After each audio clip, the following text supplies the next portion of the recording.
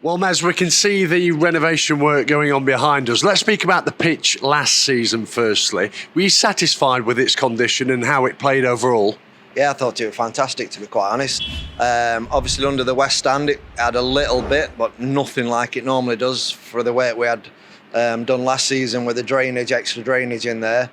So that helped it no end, where instead of it sitting in water, just helped it get away. So, yeah, buzzing, to be fair. It played really well. Sometimes it might not have looked what I'd want it to look like, but I'm more important how it plays, and it played really well. What feedback did you get from referees, officials, players, managers, that type of thing?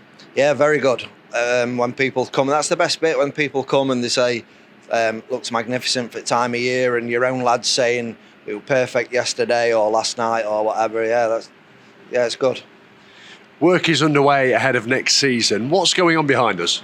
We're having the top took off, which is a process called corrowing. So they'll take about 20 mil off, so basically all the grass gone, majority of the roots, try and get that out. And then what we'll do, we're having more drains in, some more sand slits in under the big stand to help again. So hopefully it'll be even better next season. And then we're having the pitch turned over with a para arrow. Basically it's like a rotavator.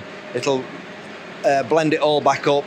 We're having 60 tonne of sand and 40 tonne of fibre root zone put in, so we've got more fibres in there to mix that together, and then obviously get more oxygen in there and more goodness and nutrients, and then basically level it off, seed it up, fertilise it, water, and away we go again.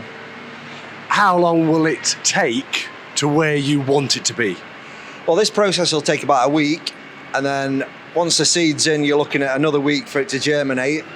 Then I believe I've got about 6 weeks before my first game, so I ain't got much choice. It's got to be ready for then. So, but where you want it to be, you're probably looking back end of September, really, where the roots start going down, looking for things ready for the winter months. So, back end of September, where you're normally at your happiest. That process which you eloquently described seems to be commonplace now, doesn't it? Am I right in saying about 10 years ago, perhaps more, it would have been just reseeded? Why has that changed? Yeah, well, basically, it's the invention of the machines. The clever people invent these machines. You get your contractors in, because it's not something at our level. You wouldn't buy the machines because of the cost to use once a year. So you get contractors in. Your big clubs now, a lot of them are starting to do in-house, where they've got their own machinery, because they've got 20 to 30 football pitches where it makes sense, and they're getting the use of the machinery for the cost. But like I say, 10 years ago, you'd basically scratch it out, it's a bit of scarification, reseed it, maybe a bit of sand if you've got 20 quid spare, and off you go. Moving away from here, you've got an even bigger field, pitch area, whatever you want to call it, down the road at the RH Academy, haven't you? Will there be a different type of renovation underway, different type of work during the close season there? Yes, this year, well, similar. Pitch one we've already done.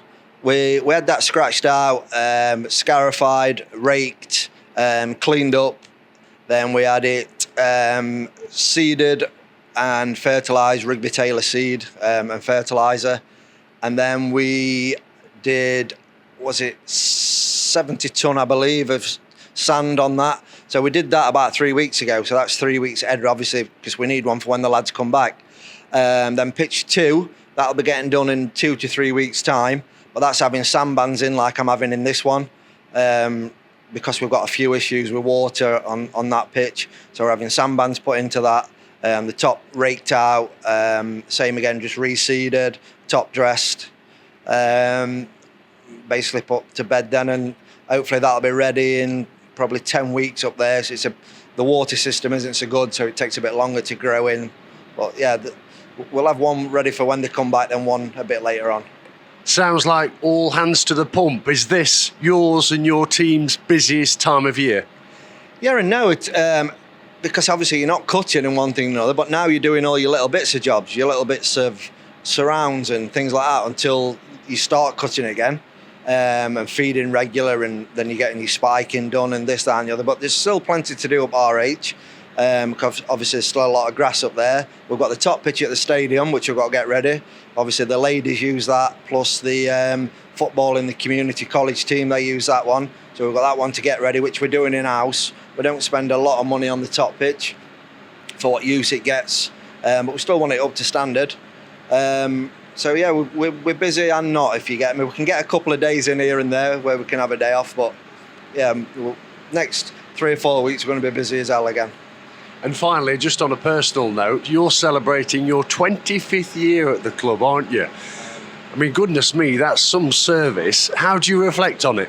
It's frightening. I don't even know where it's gone, if I'm quite honest with you. It's like 25 seasons have come and gone. Obviously, early doors, it's like you were saying earlier with the pitches.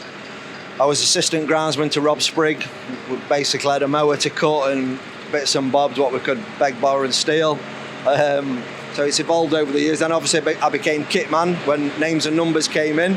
So I got that chucked on me as well until Scott come and joined me. Then Scott became the kit man full time, and I took the groundsman on full time. Now I've got Scott back with me. I've got Lewis Sprigg with me, which is Rob's lad. I've taken him on. Rob comes back in on match days. So he's done a big circle. But yeah, 25 years I've seen some obviously comings and goings. Not just owners, obviously managers more than anything. I think I've had about 12 now. I think I've had something like that. But yeah, it's been 99% of it's been brilliant. Obviously, you're going to have your ups and downs here and there, but mainly, I always said really, I never had a job. There's a bit more pressure nowadays, but for the first 15 years, it's like you weren't going to work every day. It was absolute pleasure, but there's a lot more pressure now, which is good. Don't mind that. Obviously, as long as you get backed, which I always have done from John Radford especially, he's everything I've asked for. I don't think he's ever said no. I can't remember. Maybe a bit of machinery, but renovation-wise, he's always said yes, yes, yes. So from the chairman, like obviously, it's been brilliant in backing me. So yeah, it's still a pleasure. Sometimes a chore, but I won't swap it for anything.